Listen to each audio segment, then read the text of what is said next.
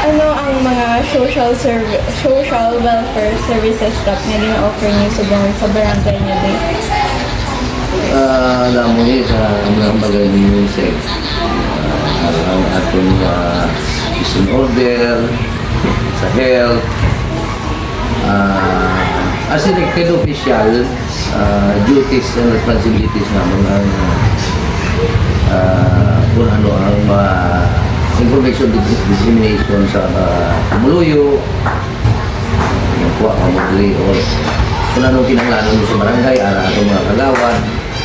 So damo kita sa mga social services na gina-offer sa barangay. Health and medical services. Inayang free monthly health check-ups and consultation sa RHU natin sa Rural Health Center. Sa Vaccination. May alaman kita na vaccinations for babies, immunization for pregnant women. Wala ka pagkakas datos, so? Wala pa ka. That is include also ng peace and order sa ating community. Kung na-notice nyo, after class, sikap kag ang iyang kagawad kag ang iyang barangay tanod, nag-assist sila dira to maintain peace and order and security of the students. Tapos, ang Saan ang question nyo? drive, we have monthly clean-up drive at barangay is doing twice a month. May clean-up drive to maintain some cleanliness kag prevention sa dengue awareness.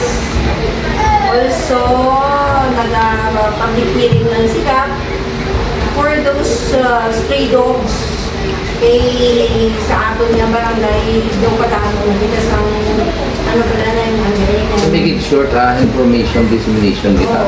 Hindi raw pag-dautar ang barangay sa mula. So, mayroon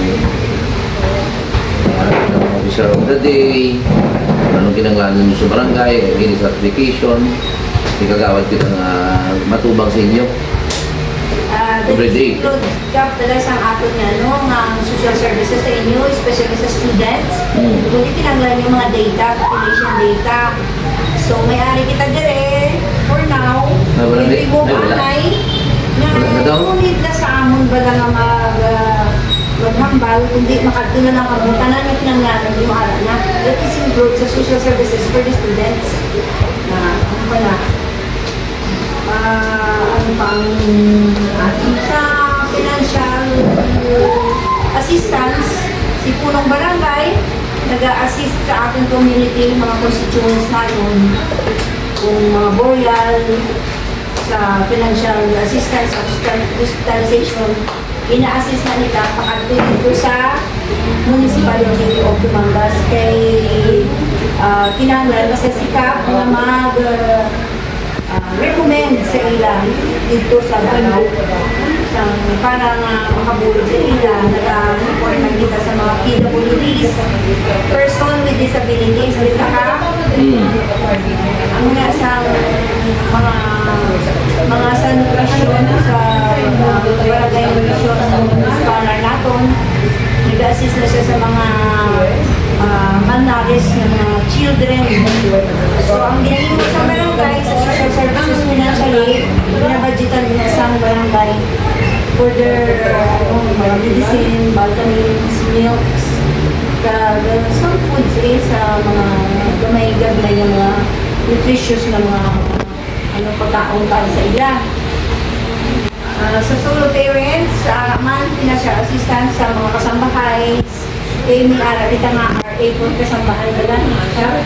So may ara sa solo parent, na-assist natin sila makakuha sa solo card ID, solo parent ID, para nga makakuha sila kung hindi comes ng panghatangan ayuda sa ating bayan sa solo parents na. May ara dito sa regarding sa social services ng barangay, ang si kapag hindi mo pala mag-isirin ka, mediation proceedings, especially sa mga atin yung constituents na Yung isang allowance lang daw. Hindi lang sure na ara ang social service ng barangay is mediation, is in order, health, muna ina-oferta sa senior ta, PWD ta, Brigada ba ka pa? Social services na sa clean up drive kita, Brigada is nila. brigada eskwela kita. Damo kita sang gina-offer nga social service sa barangay. One of the duties sang barangay official is ang social service para sa pumuluyo. Ano tita ang mga work regarding social welfare service available in your community diri pala tita? Ang available din nga service is ang munang ang senior citizen, forties, solo parent, walang gutom. So, feeding program na sa mga ilang nga mga gipangwa sa mga isang iya ka DSWD. Yan ang Walang sa kalugang gutom. ni tita. O sa barangay may ara na every barangay may ara sila nga ginaan nga walang gutom. So every month na siya nga ginahatag sa ilang supply.